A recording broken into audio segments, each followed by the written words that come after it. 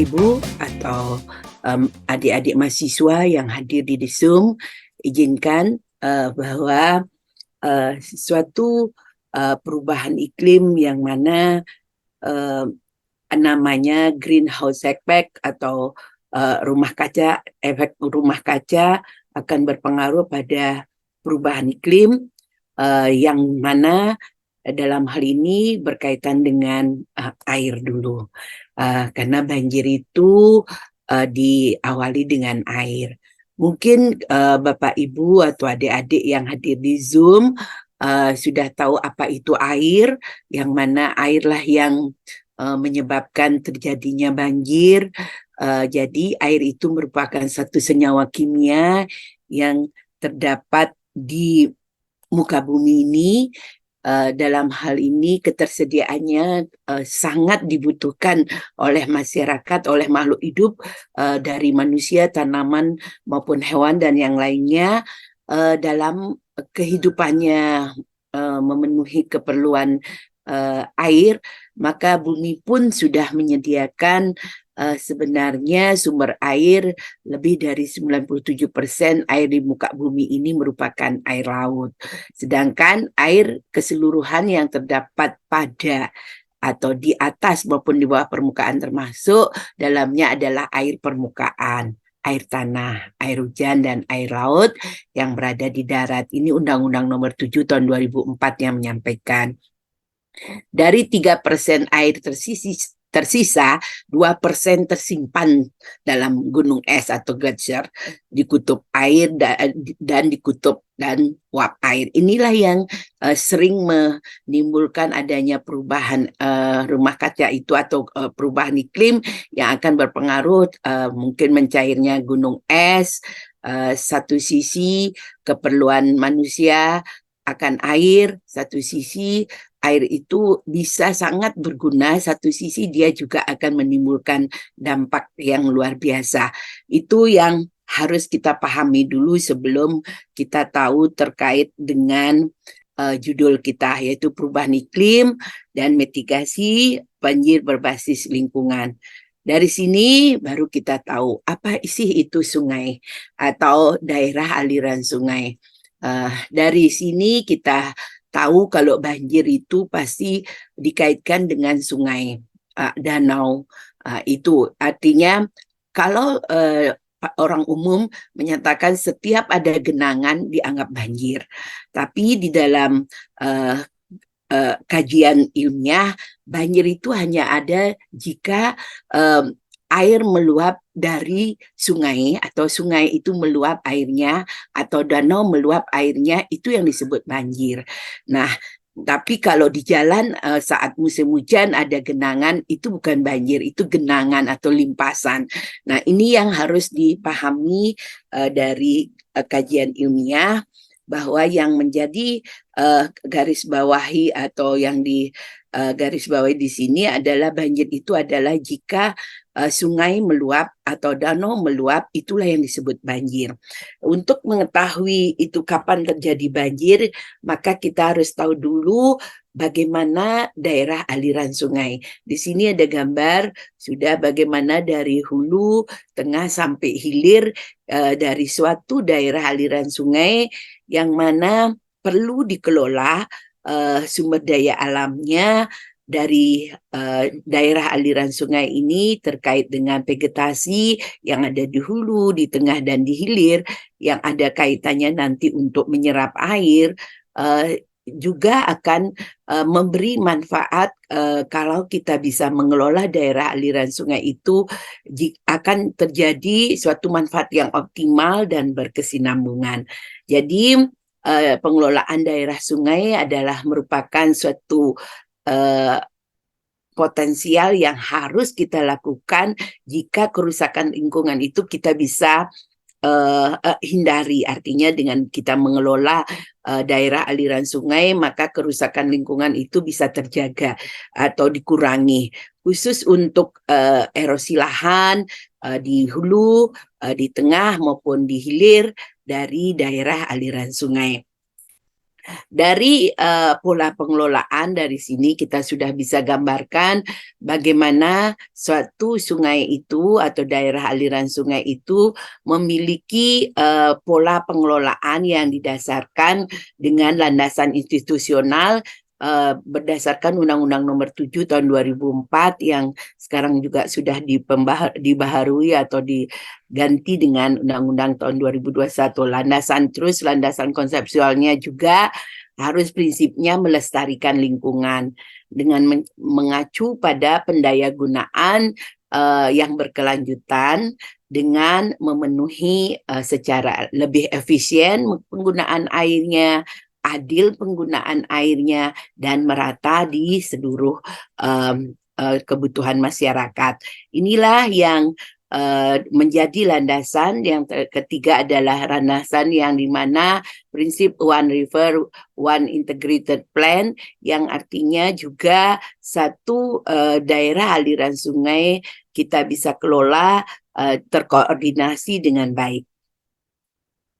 Dari sini, dari pengelolaan das, kita punya landasan teori, maka kita bagaimana suatu sungai yang mana Bapak, Ibu, atau adik-adik sudah tahu jika musim hujan air berlimpah, satu sisi musim kemarau kita kekurangan air. Salah satu juga di sini isu yang ada di dalam pengelolaan daerah aliran sungai yaitu penanganan das yang masih terfragmentasi, artinya masih terkotak-kotak, artinya tidak secara terpadu dengan baik. Ini yang perlu kita tekankan di sini bahwa pengelolaan das itu sangat harus dilakukan secara terpadu sehingga salah satu contohnya kalau di kurang terpadunya satu das itu adanya illegal logging atau hutan dibabat di hulunya, di mana dulunya hutan untuk konservasi air justru dibabat untuk diganti menjadi lahan pemukiman maupun yang dulunya hutan menjadi ladang. Ini yang terjadi yang banyak menimbulkan terjadinya banjir. Terjadinya pengundulan hutan di hulu itu adalah sebenarnya pemicu terjadinya banjir. Terus penataan ruang di daerah aliran sungai atau hilir tidak berwawasan lingkungan. Artinya di daerah hilir merupakan air buangan yang tersisa dan termasuk di dalamnya adalah sampah juga. Ini yang juga akan menutup mulut muara dan sedimentasi pun akan terjadi di depan mulut muara sungai yang mana akan menghambat pengaliran air dari hulu, tengah, dan di hilir pun akan terjadi seperti gambar yang banyak sampah dan sedimentasi.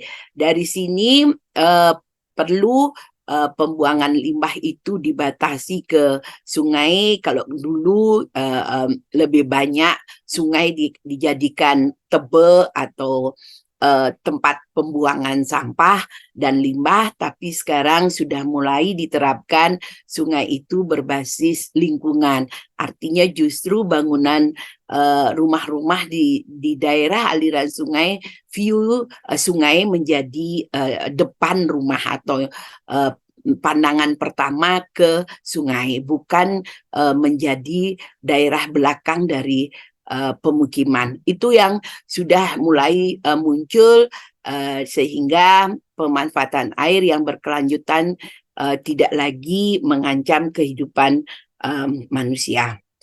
Dari sini sudah disampaikan, kita lanjut bagaimana lingkup pengelolaan sumber daya air agar tidak terjadinya banjir, sehingga ada dari merencanakan apa yang harus direncanakan, terus apa yang dilaksanakan, apa yang harus dilakukan untuk memantau dan mengevaluasi.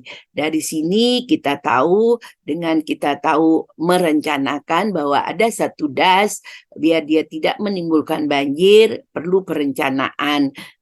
Terus bagaimana kita merencanakan, maka salah satu langkahnya harus dari awal kita harus tahu karakteristik dari das tersebut.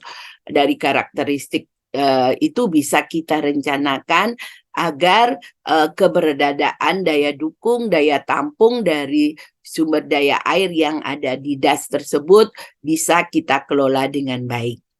Sehingga pemanfaatan sumber daya air itu secara berkelanjutan dengan mengutamakan kebutuhan pokok masyarakat secara adil. Kenapa ditekankan di sini secara adil? Kadang di hulu sumber airnya cukup besar, di tengah terlalu banyak digunakan selain untuk irigasi, juga digunakan untuk air kemasan maupun suatu usaha, maka disitulah kelihatan akan ada ketidakadilan. Dari satu sisi, air adalah merupakan kebutuhan semua orang, satu sisi dimanfaatkan secara maksimal oleh pengusaha atau di daerah tengah atau di hulunya sudah bagus, di tengahnya itu banyak pemanfaatannya, di hilir merupakan air sisa. Untuk mencegah dan menanggulangi dan memulihkan kerusakan kualitas lingkungan yang diakibatkan oleh daya rusak air, kita bisa lakukan dengan cara yang pertama, konservasi sumber daya air. Di sini konservasi sumber daya air, ya, kita harus lindungi dan lestarikan sumber daya air, kita awetkan air itu, kita kelola kualitas airnya, baik itu pencemarannya. Dari konservasi ini kita ada pendayagunaan sumber daya air, di mana kalau pendayagunaan sumber daya air itu terdiri dari penatagunaan air, penyediaan air, penggunaan air, pengembangan air, dan pengusahaan air. Di sini sumber daya air ini akan kita jelaskan satu persatu, tapi dalam hal ini saya sampaikan dulu dengan tabel, nanti akan dijelaskan. Dan terakhir itu kita harus kendalikan daya rusak air, karena di saat banjir kita harus bisa melakukan pengendalian dengan cara pencegahan, penanggulangan, dan pemulihan. Yang ini yang bisa dikaitkan dengan mitigasi. Kenapa kita harus mengelola sumber daya air? Ini karena sumber daya air itu sangat bermanfaat dan sangat dibutuhkan secara berkelanjutan, terutama untuk kebutuhan pokok kehidupan masyarakat. Nah, untuk itu pengendalian daya rusak air itu kita harus cegah, kita tanggulangi, kita pulihkan akibat kerusakan kualitas air yang akan merusak juga potensi air. Dari sini kita kasih contoh bahwa untuk mengelola sumber daya air, kita harus belajar konservasi sumber daya air, yang mana satu sisi kalau di musim kemarau, kondisi tanah akan menjadi retak-retak, ini karena kekurangan air.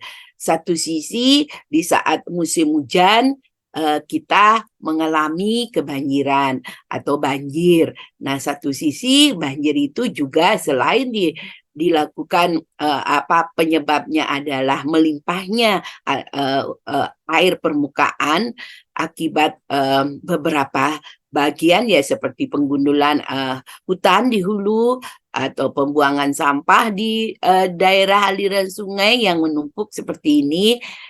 Satu sisi kita sangat membutuhkan air dari segi kualitas air. Jadi kita harus tahu dulu sumber air. Sumber air adalah pada prinsipnya merupakan sumber air perlu dilakukan perlindungan, pelestarian agar tidak rusak.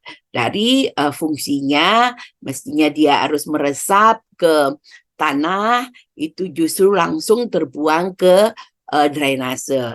Inilah yang saat musim hujan mestinya dia ada yang menyerap ke tanah, justru akan terbuang semua ke drainase. Itu akan menyebabkan juga daya tampung yang semestinya berlimpah jadi menyerap ke tanah justru akan terbuang ke daerah aliran sungai. Itu yang menyebabkan juga daya tampung daerah aliran sungai bertambah. Satu sisi sampah maupun sedimentasi ini cukup banyak terhambat atau terbuang ke sungai, di tampung terakhirnya adalah di hilir sungai. Inilah yang menghambat juga aliran air dari hulu, tengah, dan hilir. Dari fisik air, kita mestinya belajar di saat musim hujan, kita menampung air atau memanen air agar dia tidak keseluruhannya terbuang ke sungai. Nah, dari sini kita tahu bahwa prioritas utama pendayagunaan sumber daya air adalah bagaimana air itu tersedia sepanjang tahun, baik di musim kemarau maupun musim hujan. Dari sini kita akan tahu juga bagian-bagian dari sungai dulu, karena dominan banjir itu adalah jika sungai meluap atau danau meluap. Itulah yang kita harus bisa kelola, mitigasikan agar tidak menimbulkan dampaknya. Dari sini kita udah tahu bagaimana dari hulu sungai itu air akan mengalir sampai dengan ke hilir atau muara. Di sini ada bagian dari sungai yang mestinya dari awal dia ada sungai yang utama atau sungai mendernya. Dari sini akan ada danau resapan. Maaf, kembali dulu dari sini baru ke muara. Ini bentar ya, kenapa ini? Ya, bisa kita sampaikan juga. Nah, seperti ini. Satu sisi dia sebenarnya ini bukan sungai tapi daratan, tapi karena melimpahnya air yang ada di sungai inilah yang dicirikan dengan banjir. Dari sini baru kita ada penatagunaan yang mana kita semestinya sebelum banjir kita tata dulu sumber-sumber aliran air itu, seperti jaringan irigasi yang kita harus perbaiki dulu jika sumber air itu bisa dialirkan untuk meningkatkan ketahanan pangan. Kita alirkan ke subak-subak atau ke jaringan irigasi sehingga dia tidak berlebih di daerah sumber atau sungainya. Dari sini juga kita bisa contohnya menampung air dan dimanfaatkan pada musim kemarau. Nah, dari sini juga kita bisa lihat bahwa sungai yang merupakan penampung air di intensitas hujan tinggi itu harus dinormalisasi daerah aliran sungainya agar mengurangi daya rusak air, sehingga kita perlu ditata dulu awalnya adalah daerah aliran sungai secara alami, maka semua dinormalisasi atau diberi senderan juga sehingga akan mempercepat pengaliran air dan pengikisan sedimen di pinggir sungai itu tidak terjadi, karena dengan adanya pengikisan sedimen sepanjang daerah aliran sungai akan banyak mengendap di muara atau di mulut muara yang akan mengganggu pengaliran air. Dari cara ini kita akan kendalikan dengan 3 cara, yaitu pencegahan, penanggulangan, dan pemulihan. Bagaimana kita merencanakan daya rusak air ini secara terpadu? Yang harus kita perhatikan dulu adalah tata ruang. Di sini tata ruang yang menjadi tanggung jawab pemerintah dan pengelola sumber daya air, dalam hal ini juga pemerintah, harus melibatkan masyarakat untuk bersama-sama mengendalikan daya rusak air. Nah, salah satunya seperti ini, pencegahan daya rusak air, dibuatlah suatu bendung atau bendungan yang mana kita akan menampung air di saat musim hujan dan akan dimanfaatkan di musim kemarau. Saat musim hujan akan dibuka pintu-pintu air, dan di musim kemarau kita berikan kepada daerah yang kurang air. Dari sini juga kita kaitkan dulu bahwa banyak bendungan yang dibuat di daerah aliran sungai untuk menampung air di musim hujan dan akan diberikan dibagikan di saat musim kemarau. Ini pengendalian hulu, hilir juga banyak dilakukan oleh pemerintah untuk mengendalikan banjir.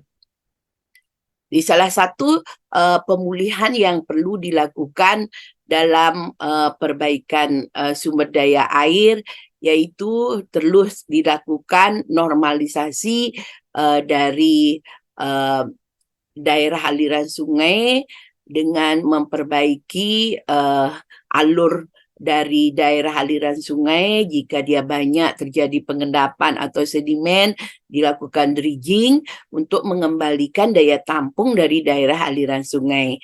Terus kedua, memberikan perbaikan lahan di sepanjang das dengan penerapan aturan bahwa sempadan sungai perlu dijaga. Ketiga, pencemaran sungai dari sampah kita harus lakukan untuk mengurangi penyumbatan di mulut muara. Dari sini kita bisa lihat juga perlu perbaikan sistem sarana prasarana sumber daya air yang rusak jika di saat musim hujan biar dia berfungsi kembali dengan baik. Terus perbaikan sarana prasarana dan memulihkan kembali lingkungan hidup jika di hulunya banyak terjadi penggundulan hutan. Kita usahakan membuatnya dalam bentuk penghijauan kembali atau konservasi. Itu yang bisa disampaikan. Kembali dengan ini kita lanjutkan bagaimana tadi kita sampaikan ada pengendalian, ada pendayagunaan dan ada pengendalian daya rusak air dan konservasi. Nah, ini salah satu pemberdayaan masyarakat antara pemerintah dengan perguruan tinggi, pemerintah dengan masyarakat yang sering disebut dengan atau pengusaha. Itu biasanya disebut dengan pentahelik, yang mana dalam pemberdayaan masyarakat, pemerintah, swasta, mass media, perguruan tinggi itu bersinergi menata daerah aliran sungai untuk mengurangi terjadinya banjir.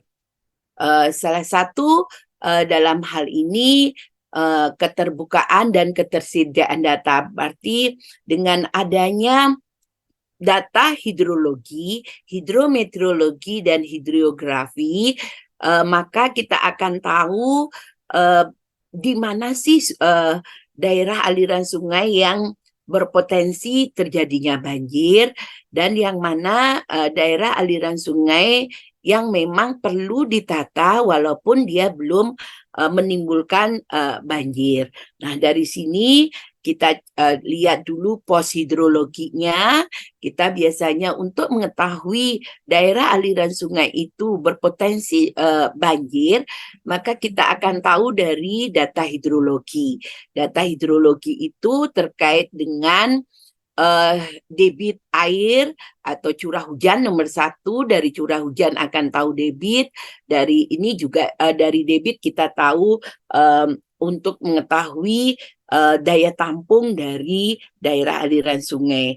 Dari pos hidrologi, analisis hidrologi, kita juga ada yang disebut dengan kualitas air, karena air yang mengalir di permukaan daerah aliran sungai itu harus terjaga kualitasnya jika dia diperuntukkan menjadi air baku.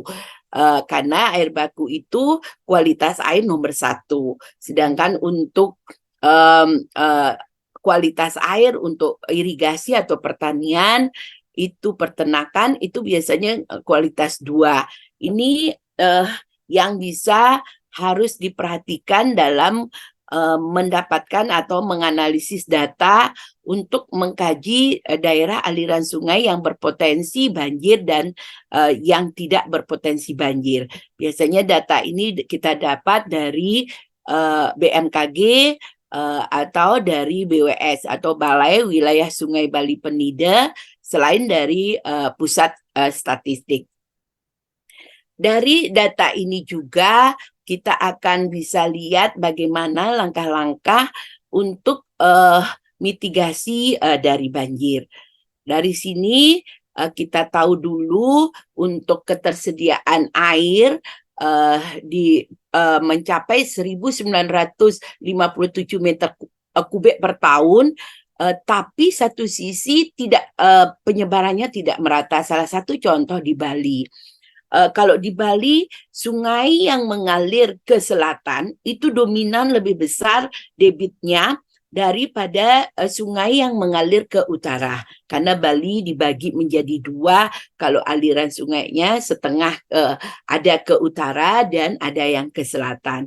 Dari hasil tesis saya, itu lebih dominan air yang terbuang ke daerah aliran sungai yang ke selatan itu dominan lebih besar daripada debit sungai yang terbuang ke laut utara atau di daerah aliran hilirnya ke utara. Kalau nanti Pulau Jawa dan yang lainnya bisa kita lihat dari kajian-kajian peneliti lainnya.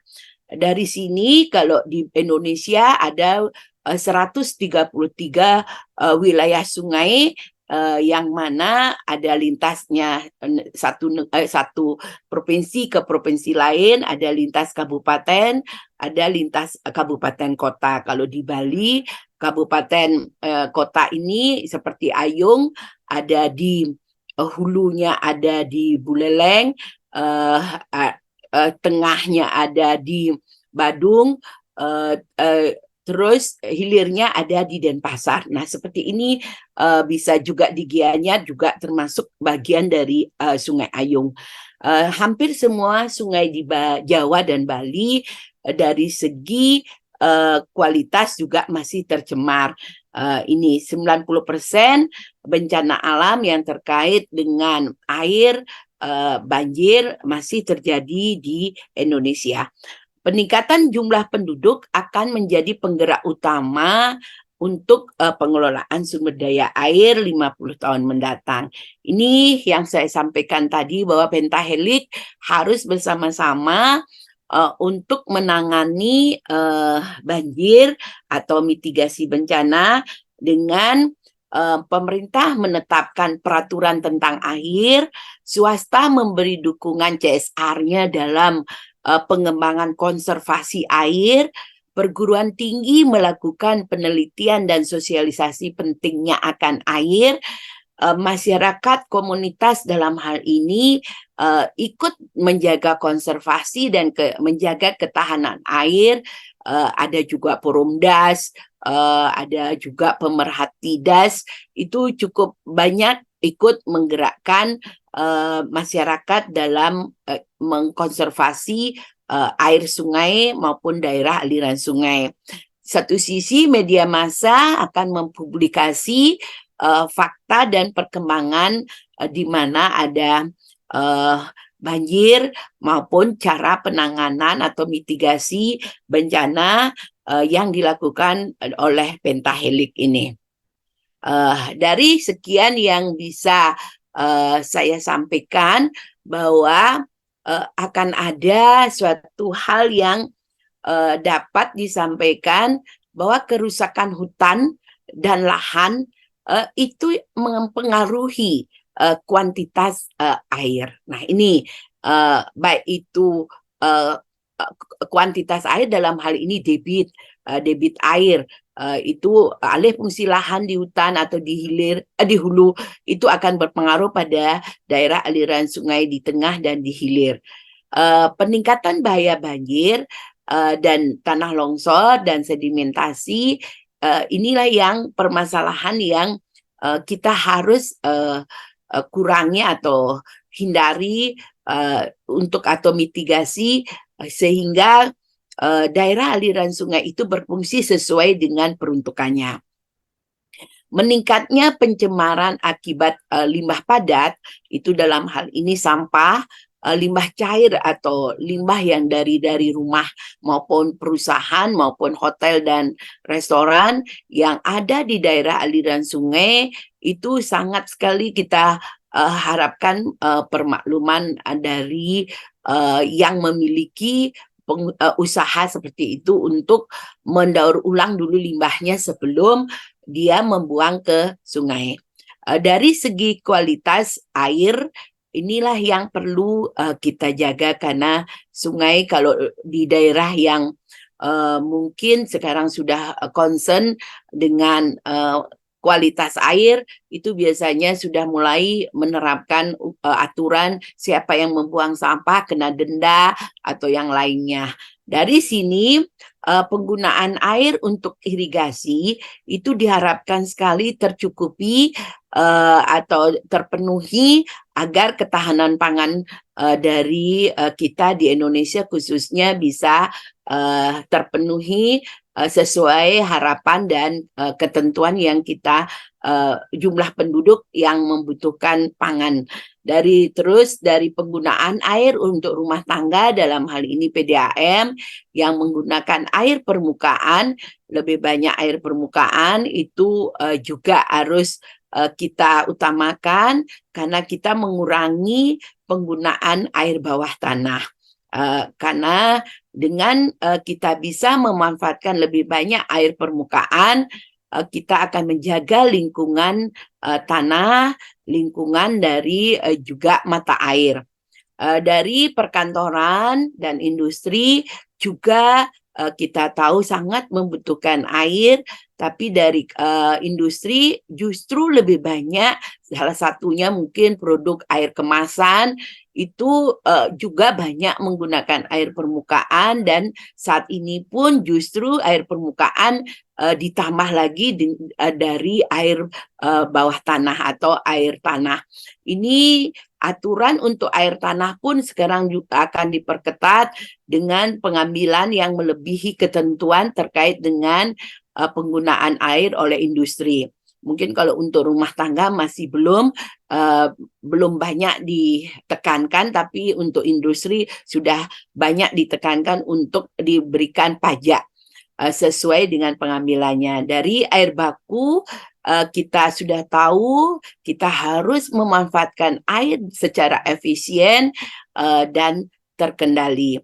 Nah, dari pengelolaan sumber daya air, kita berharap saat musim kemarau tidak terjadi kekeringan, saat musim hujan justru kita bisa memanen air agar tidak terjadinya banjir, sehingga ketersediaan air itu dapat berkelanjutan. Ini yang bisa dilakukan. Satu sisi kita ada pembangunan, ada bahaya banjir, ada alih fungsi lahan, ada pencemaran air akibat limbah, akan mengganggu kualitas air. Terus satu sisi kita ada penggunaan air untuk irigasi, rumah tangga, industri, air baku. Satu sisi tugas kita semua adalah bagaimana mengelola sumber daya air itu agar terpenuhi di saat musim kemarau dan musim hujan.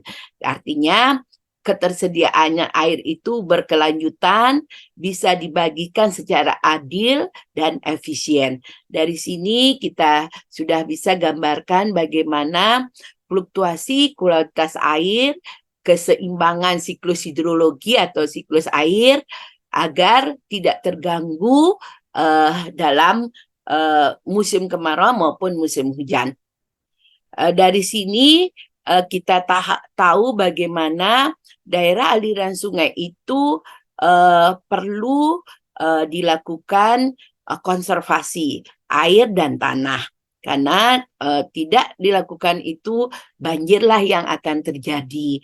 Nah, kedua, kerusakan lingkungan di Indonesia itu menjadi lebih perlu diperhatikan karena akan mempengaruhi kondisi atau kinerja daerah aliran sungai, yang mana kerusakan das akan lebih cepat terjadi jika kita tidak melakukan konservasi air dari hulu, tengah, dan hilir.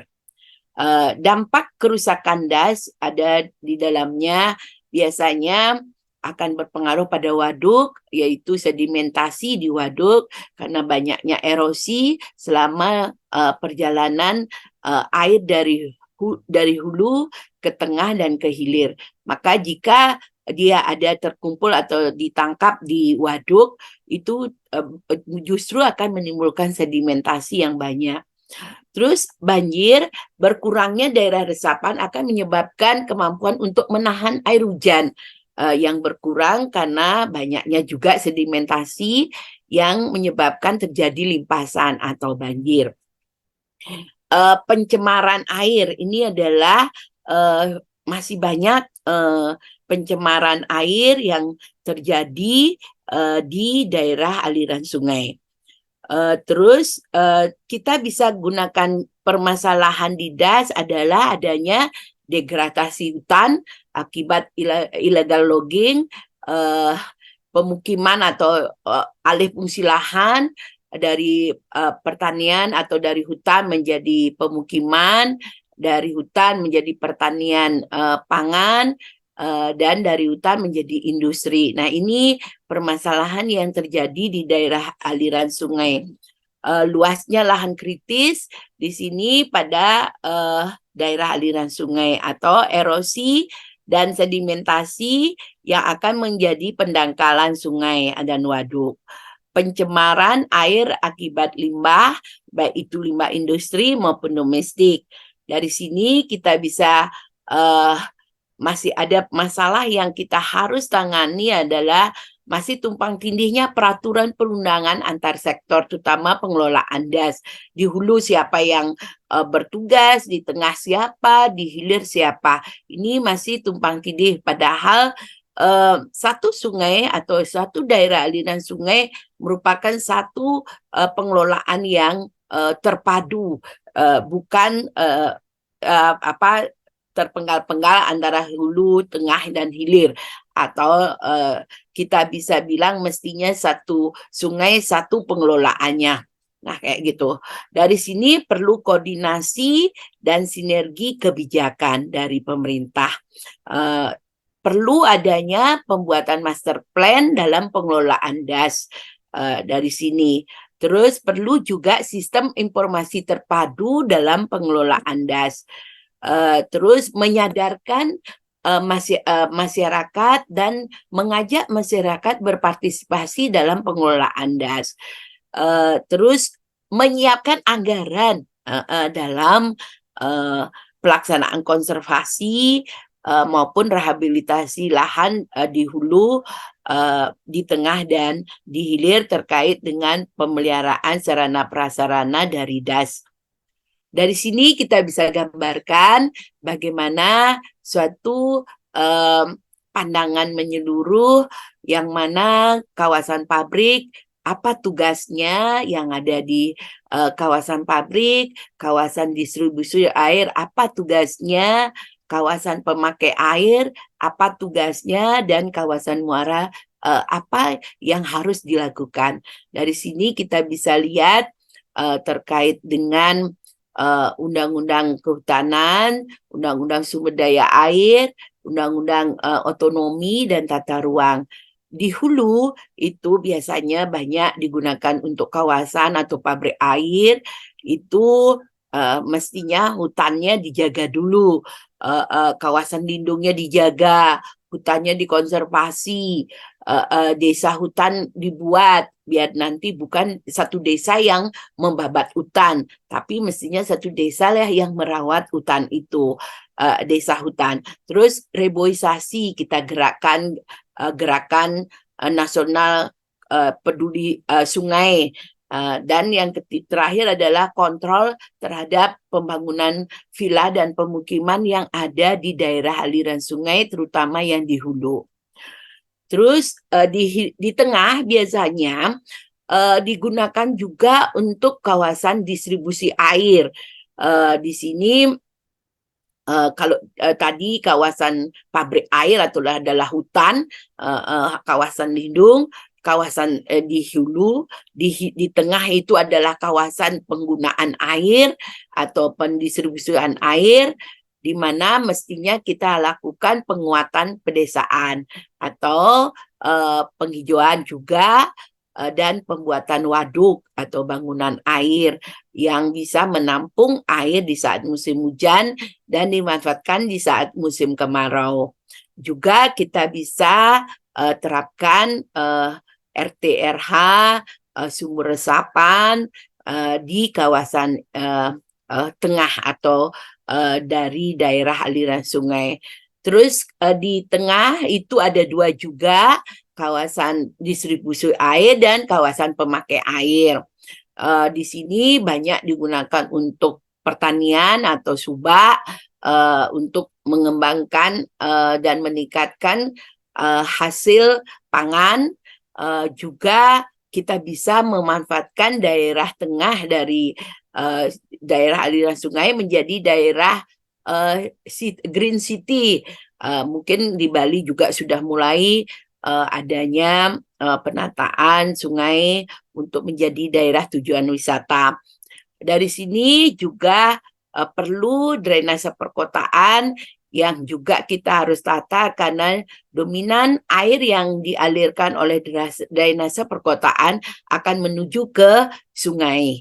Nah, itu juga kita perlu ditata dan penataan sembadan sungai karena masih banyak di daerah perkotaan atau di tengah itu dimanfaatkan daerah aliran sungai itu di sempadan pun banyak dibangun rumah atau pertokoan yang mengambil sempadan sungai. Walaupun di bawahnya masih sedikit, tapi di atasnya itu adalah bangunan yang sudah mengambil sempadan sungai. Nah, untuk itu perlu dibuat suatu industri yang ramah lingkungan.